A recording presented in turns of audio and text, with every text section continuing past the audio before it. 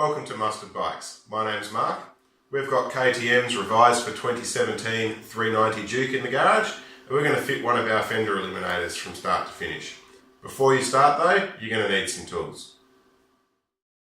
You'll need a Phillips head screwdriver, a 5mm Allen key, a 14mm spanner, and a 10mm spanner, or, to make your life easier, a 10mm socket on an extension on a ratchet. A small blade screwdriver may also come in handy, and you'll need a pair of side cutters or scissors to complete the job.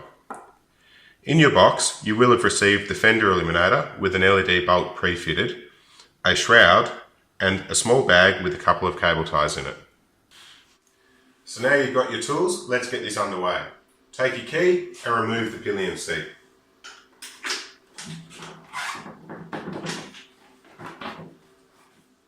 The first tool we're going to use is your 5mm Allen key to remove these two bolts on the side of your fairing. You can do this on either side of the bike, it doesn't really matter. So just take those two bolts out.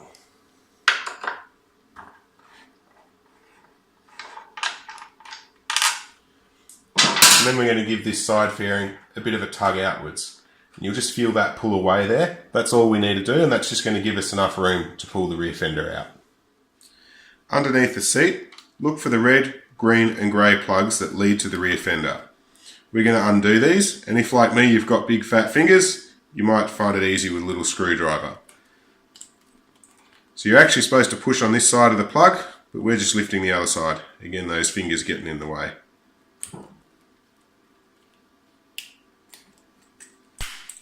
With the plugs undone, we can remove the rear fender. So we're going to use our 10mm socket to undo the 4 bolts holding it on. Just remember, when you get to the last one, this is going to come away from the bike, so hold on to it when you pull it away.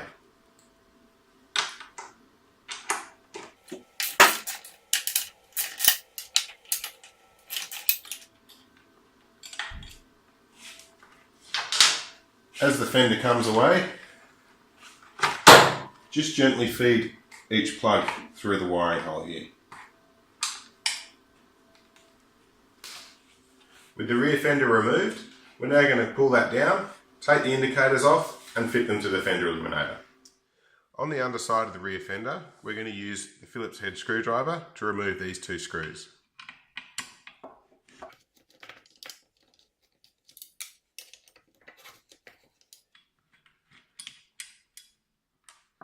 We can then lift this brace off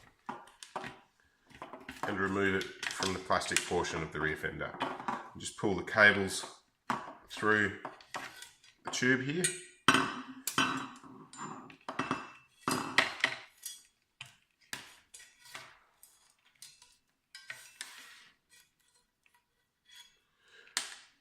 And that'll give us full access to the indicators. So then we need to remove the indicators. We're going to remove them one at a time. We'll use a 14mm spanner to undo the nut.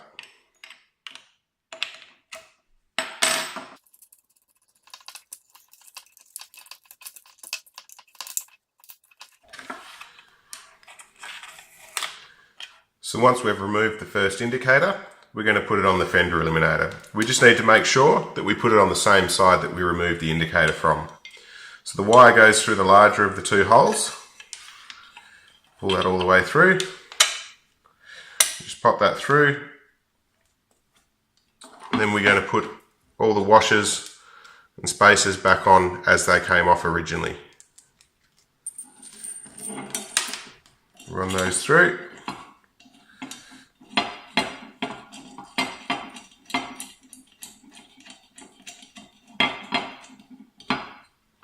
And tighten that off. Then obviously we're going to do the same for the indicator on the other side.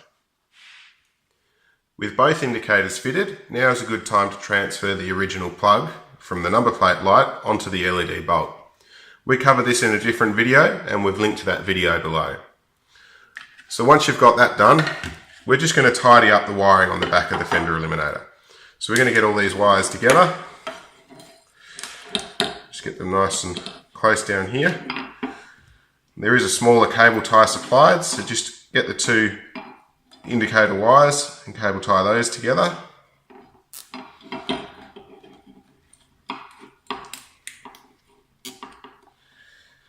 And then we're going to use these cable ties that came pre-fitted just to get all the wires in neat and tidy.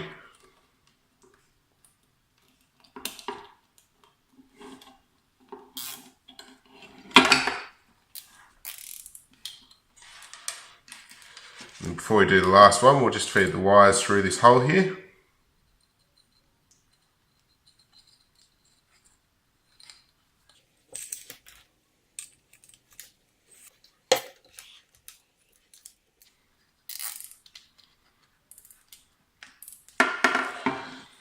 And then we'll just use a pair of side cutters or scissors to trim these ends off the cable ties.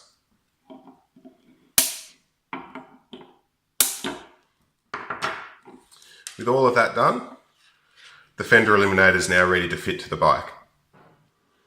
We'll start by feeding all the wires through the original hole underneath the bike.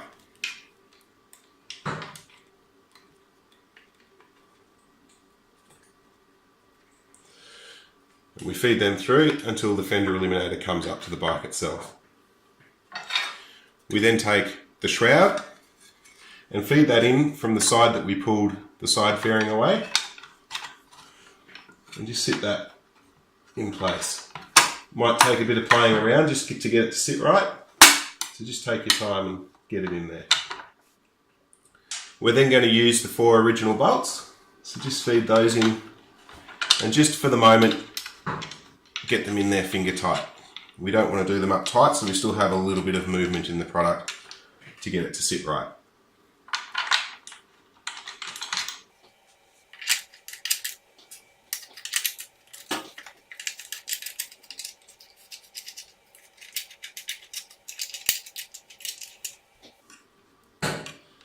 So once we've got them all in there and we're happy with how it's all sitting, make sure that the wires aren't getting crimped between the two parts, we can take the 10mm spanner, or ratchet in our case, and do all the bolts up.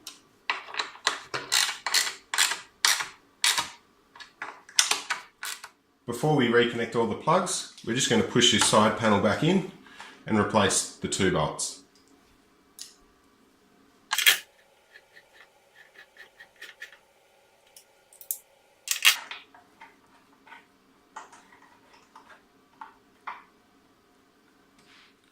Next we'll do up the plugs. The grey goes with the grey, the green with the green, and the red with the red.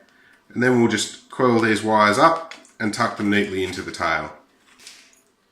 Before we continue, it's really important to turn on your ignition and just check that the number plate light and that both your indicators are working to the correct side.